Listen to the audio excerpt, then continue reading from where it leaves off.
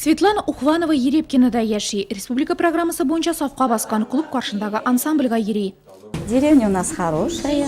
Ауылыбыз әйбет, ауылдашлар достату яши. Һәр кешне репетицияға еребіз, ауылыбыз кешкене уңайлы.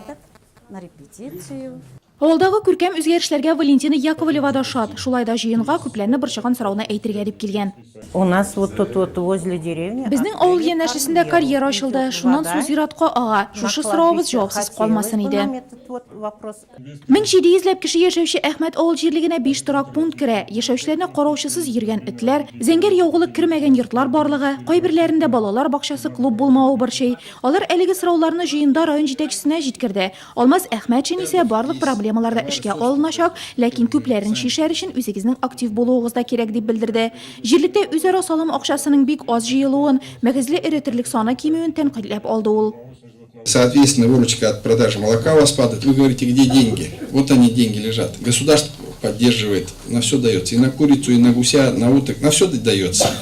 Вы этим не пользуетесь. А программа самообложения дает вам возможность собраться, проголосовать, на какие цели вы пускаете, решить, сколько вы денег собираете, собрать 1 миллион, и государство вам добавляет 4 миллиона, и в то же лето вы эту проблему решаете. Самое насущное для вас. Район башлыгы фикерен җыен кунагы экология министры да хуплады. Үз җирлекләре язмышына битараф булмаган авыл халкына рәхмәтен белдереп, киләчәктә президент тәкъдим иткән программалар мөмкинлекләреннән күбрәк файдаланып калырга чакырды.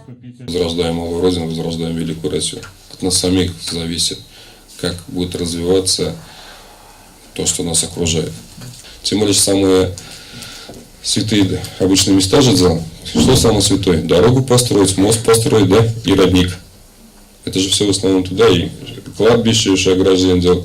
Почему бы не вложиться в такое благое дело? Валентина Яковлева да җыеннан тынычланып китә. Район башлыгы ул әйткән сорауның шишеләсенә ышаныч белдерде. Якушкина авыл җирлегендә яшәүчеләр дә гозерләрнең үтәләсенә өмет итә. Биредә узган очрашу гражданнар җыеннарының кышкы сезонына нокта куйды.